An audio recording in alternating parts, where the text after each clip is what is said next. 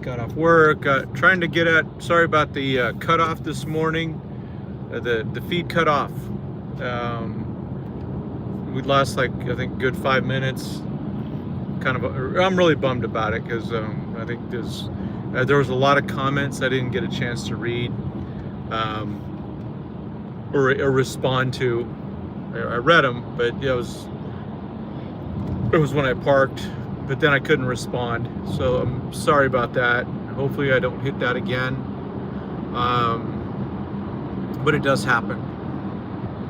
History made, what's up? So we are, man, in 48 hours we're going to be enmeshed in baseball, Dodger baseball. There you go, Dodgers in 6. I got him in 5. But I have my concerns. I talked about it a bit this morning, and I don't know how much even got caught. But yeah, my concerns are legit. I mean, I think we all have our concerns. I think we all know the Dodgers are a better team. On paper they are a better team. You can go, well, we got this stat and that stat. The Dodgers they faced the Milwaukee pitchers and the Philly pitchers. Toronto faced the Seattle pitchers, which is a good staff, but it wasn't no Suarez, Sanchez, Luzardo. Just wasn't that. And I can't remember who they faced before. I mean, they faced the Yankees, right? So they whatever, right? They didn't face the pitching staffs that our guys did.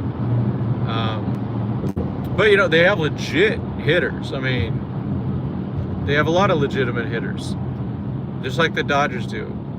If the Dodgers play to their capability, because the Toronto pitching is significantly less than the Dodgers starting pitching wise. Bullpen's probably even.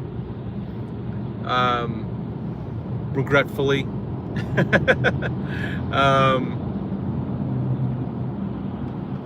It would be, man, if only some of these other things, free agent things, had worked out. They just didn't yet. Next year, there's still hope for Tanner Scott. Kirby Yates will be gone, unless they all of a sudden find something from him.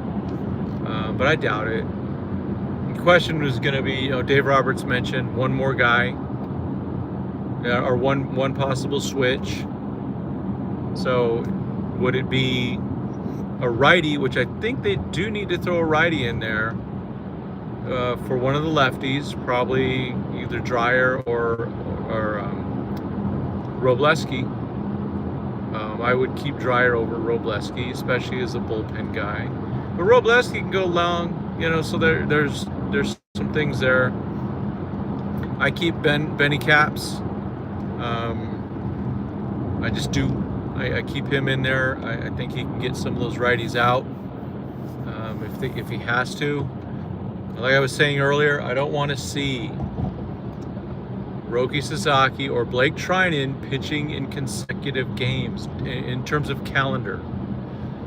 I don't want to see that, because we're seeing a little bit of a trend with both of those guys. We saw it, especially the last games in Milwaukee. They were really good game 3, game 4 not as good. Even though Roki got out of it, he didn't really give up anything. It still wasn't pretty. And, some hard hit balls in there. So, let's see. All right, people keep on joining.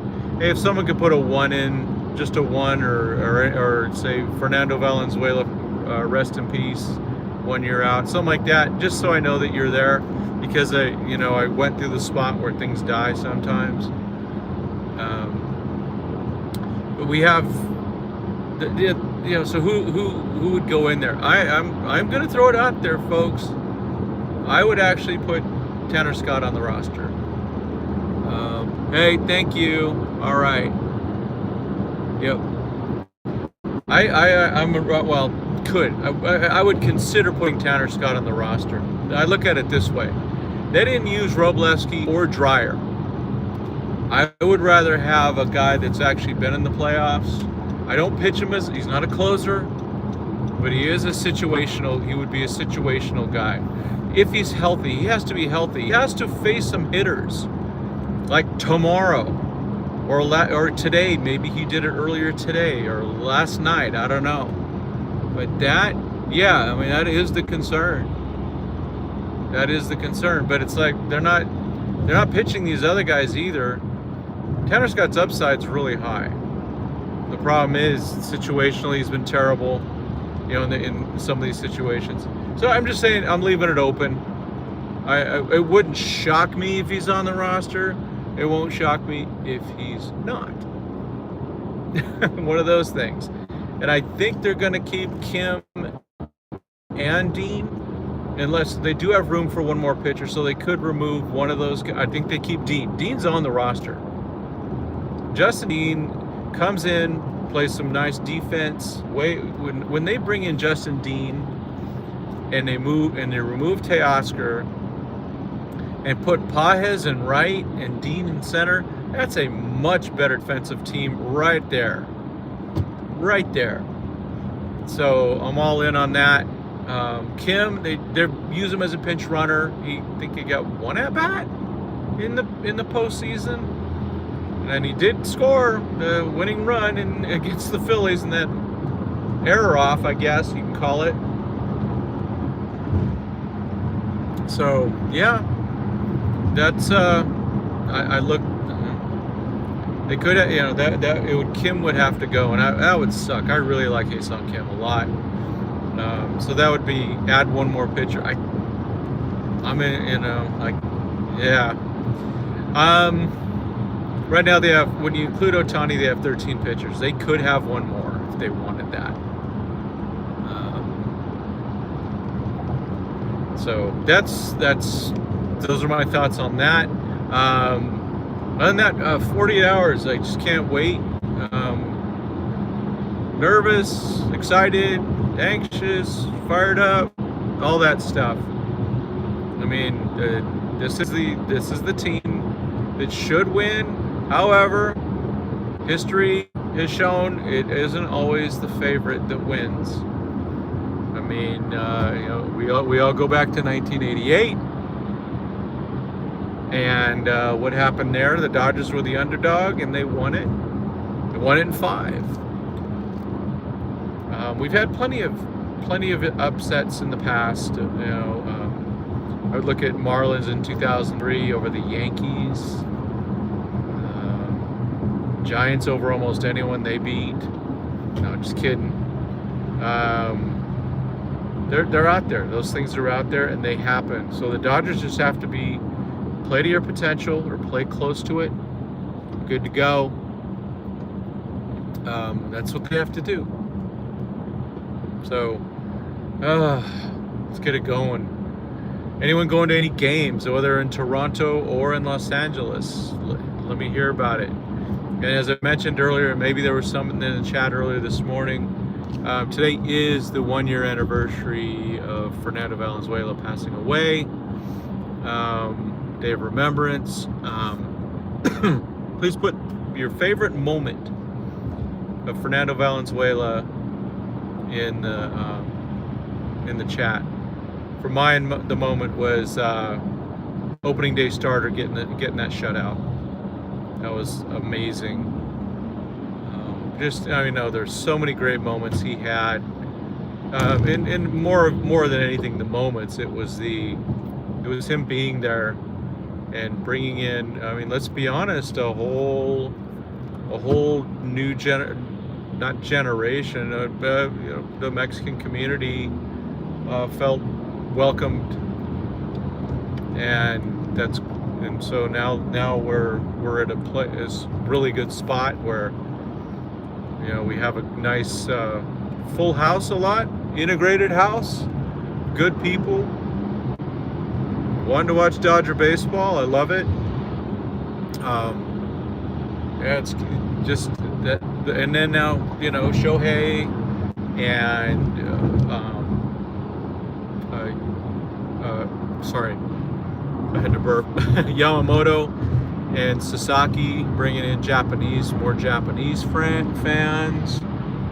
Whoa, that moves out here, folks.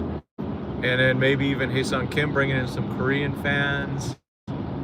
It's all good. So we want, you know, more fans. Of course, that means the Dodgers will be able to charge more. And the seats, the tickets are outrageous for the World Series. Hopefully someone can go. But yeah, this is, now it's winning this one and starting to cement a legacy. Getting 2 in a row would be awesome because it hasn't been done in so long. Some of you weren't even born yet. That's, man, it's amazing.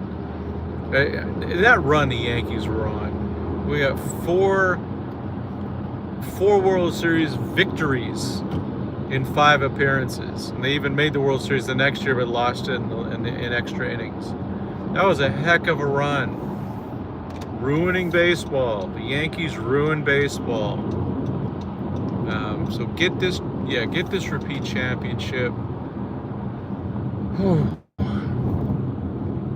Feeling it. I'm feeling it. Yeah, just get those. It's a time to really cement things. It's time for some of these guys to, you know, guys like Freddie and Mookie. The more championships they have, being, you know, top dogs on World Series teams, that helps their Hall of Fame case. I don't think they're, you know, they might be considered borderline. I think they should go in, but I don't think it's going to be, you know, 95%. It's going to be like 80%. Because, you know, they don't have the cumulative numbers totally. Where do I park? No parking on this dance floor here. All right, I'll figure it out. Yeah, so it's not automatic for them, but, you know, another World Series win for them will help put them in.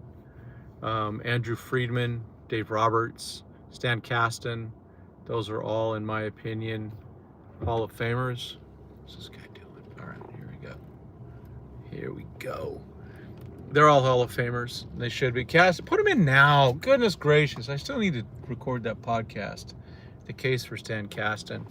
If I do go live tonight, I don't know if Mike can go in or anyone else, but I will be covering Baseball America, Stuff Plus and all that type of stuff for the Dodgers. So I have reached my destination. I'm getting Mexican food. And so I'm going to sign off. Yeah. What's popping? Baseball. Baseball's popping. All right. Thanks, folks. As always, God bless and go Dodgers.